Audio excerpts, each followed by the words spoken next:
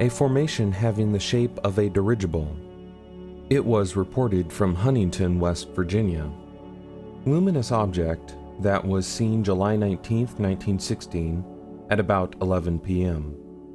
Observed through, quote, rather powerful field glasses, it looked to be about 2 degrees long and a half a degree wide. It gradually dimmed, disappeared, reappeared, and then faded out of sight. Another person, as we say, it would be too inconvenient to hold our intermediatist recognitions. Another person who observed this phenomenon suggested to the writer of the account that the object was a dirigible, but the writer says that faint stars could be seen behind it. This would seem really to oppose our notion of a dirigible visitor to this earth, except for the inconclusiveness of all things in a mode of seeming that is not final. Or we suggest that behind some parts of the object, thing, construction, faint stars were seen. We find a slight discussion here. Professor H.M. Russell thinks that the phenomenon was a detached cloud of aurora borealis. Upon page 369 of this volume of the Scientific American, another correlator suggests that it was a light from a blast furnace. Disregarding that, if there be blast furnaces in or near Huntington, their reflections would be commonplace there.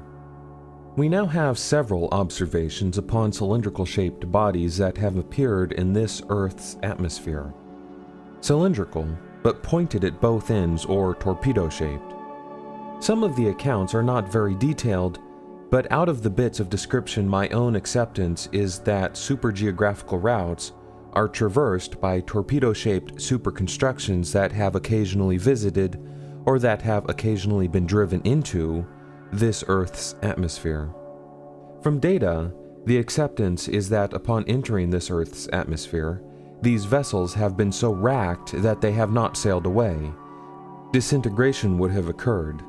That, before leaving this Earth, they have, whether in attempted communication or not, or in mere wantonness or not, dropped objects which did almost immediately violently disintegrate or explode. Upon general principles, we think that explosives have not been purposely dropped, but that parts have been racked off and have fallen, exploding like the things called ball lightning. Many have been objects of stone or metal with inscriptions upon them, for all we know, at present. In all instances, estimates of dimensions are valueless, but ratios of dimensions are more acceptable. A thing said to have been 6 feet long may have been 600 feet long, but shape is not so subject to the illusion of distance. Nature 40, 415. That, August 5, 1889, during a violent storm, an object that looked to be about 15 inches long and 5 inches wide fell, rather slowly, at East Twickenham, England. It exploded. No substance from it was found. L'Année Scientifique, 1864, 54. That, October 10, 1864, Monsieur Leverrier had sent to the Academy 3 letters from witnesses of a long luminous body, tapering at both ends, that had been seen in the sky.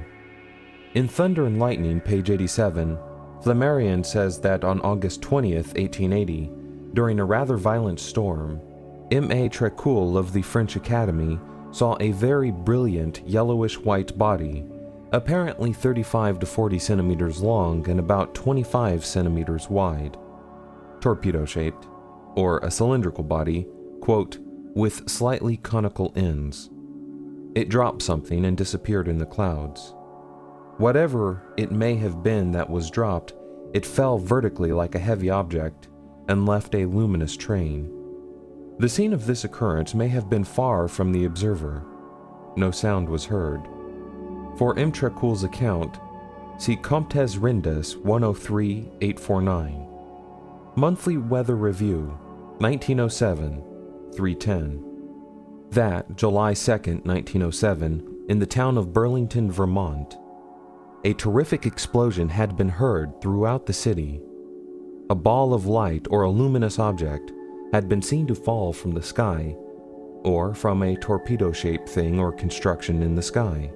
No one had seen this thing that had exploded fall from a larger body that was in the sky, but if we accept that at the same time there was a larger body in the sky, my own acceptance is that a dirigible in the sky, or a construction that showed every sign of disrupting, had barely time to drop, whatever it did drop, and to speed away to safety above. The following story is told in the review by Bishop John S. Michaud. Quote, I was standing on the corner of Church and College Streets, just in front of the Howard Bank, and facing east, engaged in conversation with ex-Governor Woodbury and Mr. A. Buell, when, without the slightest indication or warning, we were startled by what sounded like a most unusual and terrific explosion, evidently very nearby. Raising my eyes and looking eastward along College Street, I observed a torpedo-shaped body some 300 feet away, stationary in appearance, and suspended in the air about 50 feet above the tops of the buildings. In size, it was about 6 feet long by 8 inches in diameter. The shell, or covering, having a dark appearance with here and there tongues of fire issuing from spots on the surface, resembling red-hot unburnished copper. Although stationary when first noticed, this object soon began to move rather slowly and disappeared over Dolan Brothers' store, southward. As it moved, the covering seemed rupturing in places, and through these the intensely red flames issued. End quote. Bishop Michaud attempts to correlate it with meteorological observations.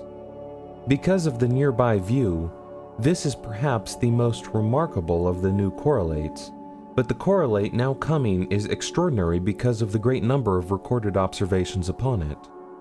My own acceptance is that upon November 17, 1882, a vast dirigible crossed England, but by the definiteness, indefiniteness of all things quasi-real, some observations upon it can be correlated with anything one pleases. E.W. Maunder, invited by the editors of the Observatory to write some reminiscences for the 500th number of their magazine, gives one that he says stands out. It is upon something that he terms, quote, a strange celestial visitor. Maunder was at the Royal Observatory, Greenwich, November 17, 1882, at night. There was an aurora without features of special interest. In the midst of the aurora, a great circular disk of greenish light appeared and moved smoothly across the sky. But the circularity was evidently the effect of foreshortening. The thing passed above the moon and was, by other observers, described as cigar-shaped, like a torpedo, a spindle, a shuttle.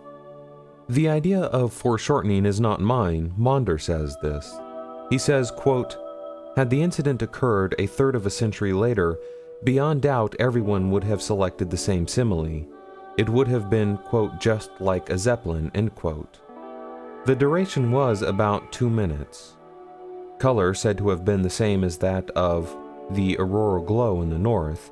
Nevertheless, Maunder says that this thing had no relation to the auroral phenomena. Quote, it appeared to be a definite body, end quote. Motion too fast for a cloud, but, quote, nothing could be more unlike the rush of a meteor, end quote.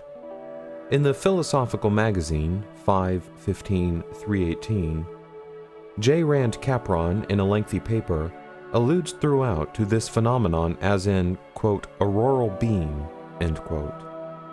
But he lists many observations upon its, quote, torpedo shape, and one observation upon a, quote, dark nucleus in it. Host of most confusing observations. Estimates of height between 40 and 200 miles. Observations in Holland and Belgium. We are told that, according to Capron's spectroscopic observations, the phenomenon was nothing but a beam of auroral light. In the Observatory, 6/192, is Maunder's contemporaneous account.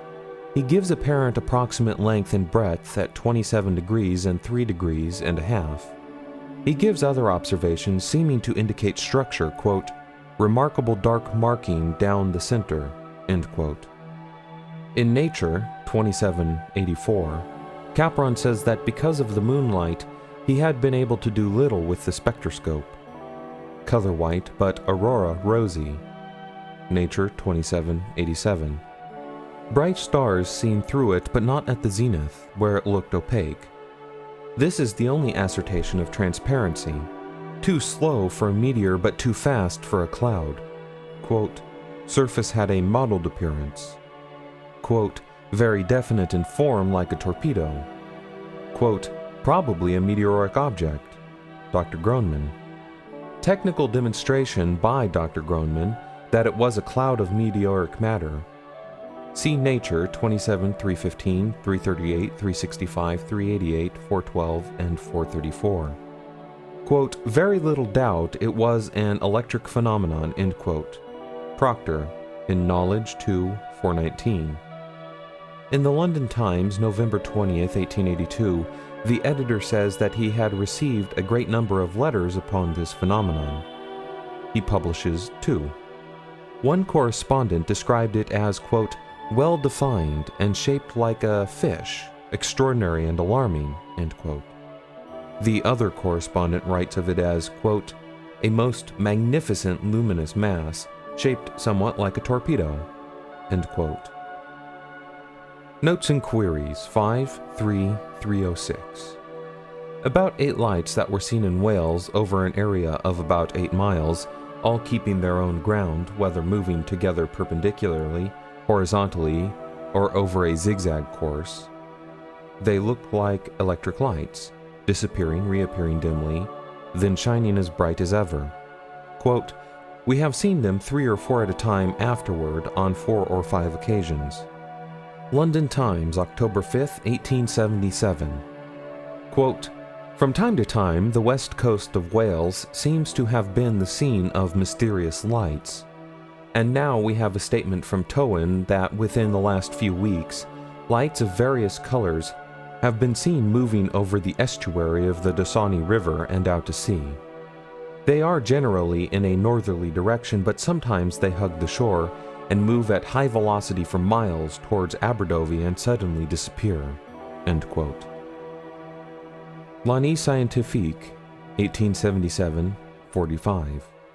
Lights that appeared in the sky above Vos, France, March 23, 1877, described as balls of fire of dazzling brightness, appeared from a cloud about a degree in diameter, moving relatively slowly. They were visible more than an hour, moving northward. It is said that 8 or 10 years before, similar lights or objects had been seen in the sky at Vos.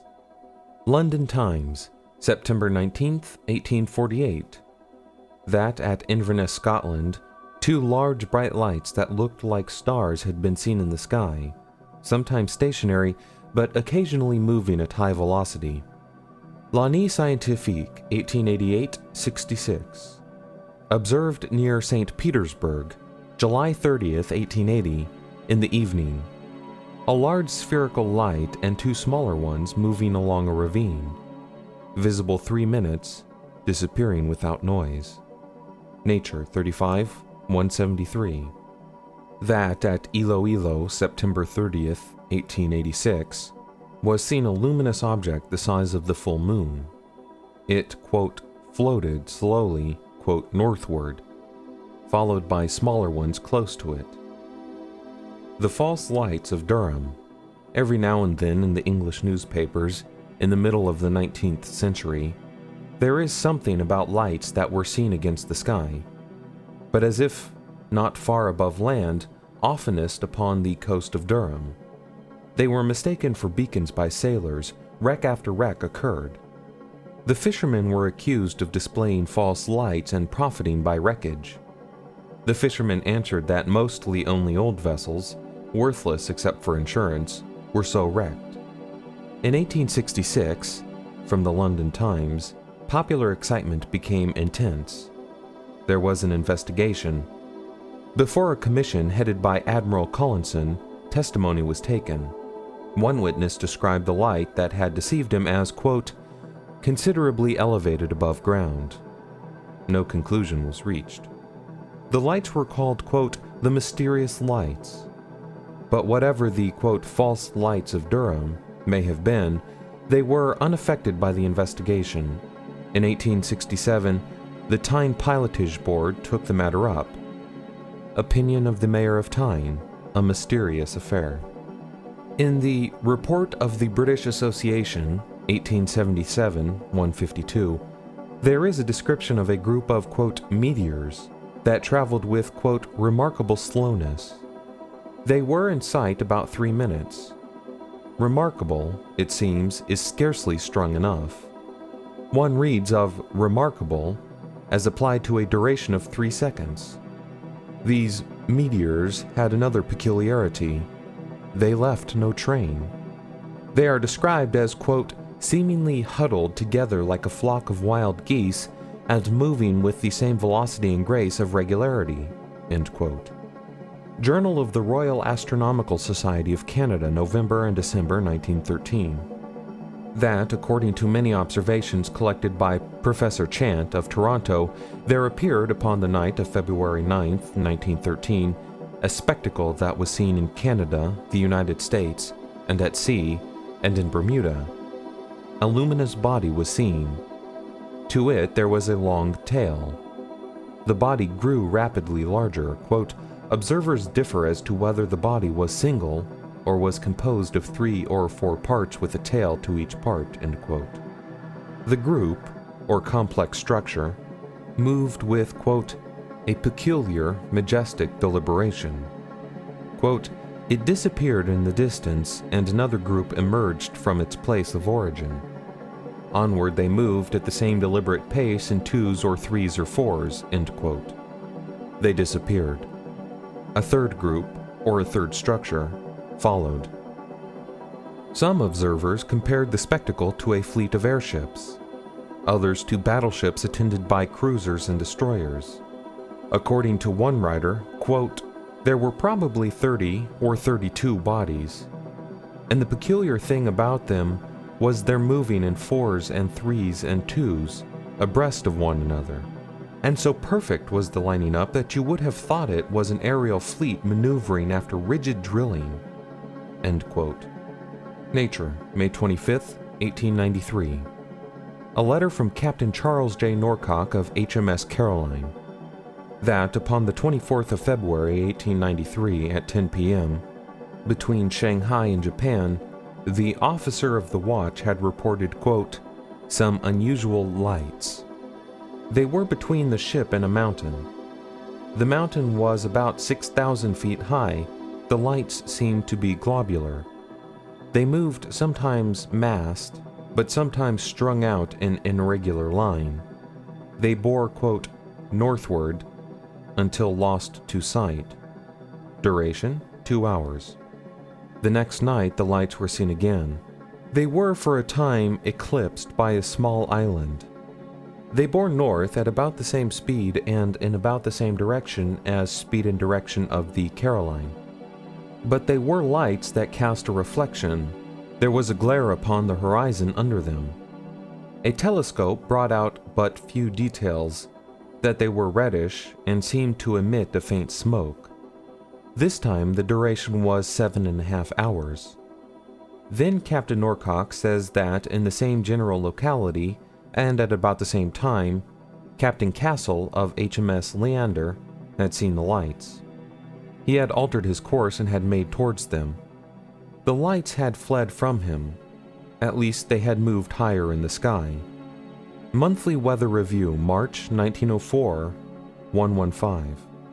Reports from the observations of 3 members of his crew by Lieutenant Frank F. Schofield, United States Navy, of the USS Supply. February 24, 1904. 3 luminous objects of different sizes, the largest having an apparent area of about 6 suns. When first sighted, they were not very high.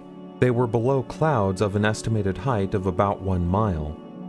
They fled or evaded, or they turned. They went up into the clouds below which they had at first been sighted. Their unison of movement. But they were of different sizes, and of different susceptibilities to all forces of this earth and of the air. Monthly Weather Review, August 1898, 358. 2 letters from C.N. Krotzenberg, Crow Agency, Montana. That, in the summer of 1896, when this writer was a railroad postal clerk, or one who was experienced in train phenomena, while his train was going, quote, northward from Trenton, Montana, he and another clerk saw, in the darkness of a heavy rain, a light that appeared to be round and of a dull rose color, and seemed to be about a foot in diameter. It seemed to float within 100 feet of the earth, but soon rose high, or, quote, midway between horizon and zenith. The wind was quite strong from the east, but the light held a course almost due north. Its speed varied. Sometimes it seemed to outrun the train, quote, considerably. At other times, it seemed to fall behind. The mail clerks watched until the town of Linville, Iowa, was reached. Behind the depot of this town, the light disappeared and was not seen again. All this time there had been rain, but very little lightning, but Mr. Krotzenberg offers the explanation that it was, quote, ball lightning. The editor of the review disagrees. He thinks that the light may have been a reflection from the rain, or fog, or from leaves of trees glistening with rain, or the train's light, but not lights. In the December number of the review is a letter from Edward M. Boggs, that the light was a reflection, perhaps from the glare, one light this time, from the locomotive's firebox, upon wet telegraph wires, an appearance that might not have been striated by the wires, but consolidated into one rotundity, that it had seemed to oscillate with the undulations of the wires, and had seemed to change horizontal distance with the varying angles of reflection, and had seemed to advance or fall behind when the train had rounded curves. All of which is typical of the best of quasi-reasoning. It includes and assimilates diverse data, but it excludes that which will destroy it.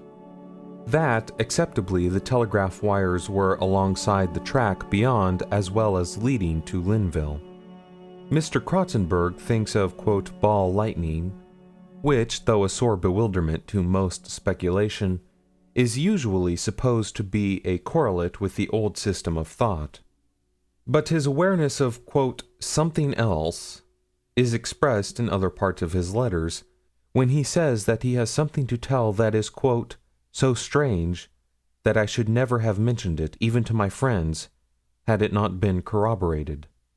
So unreal that I hesitate to speak of it, fearing that it was some freak of the imagination.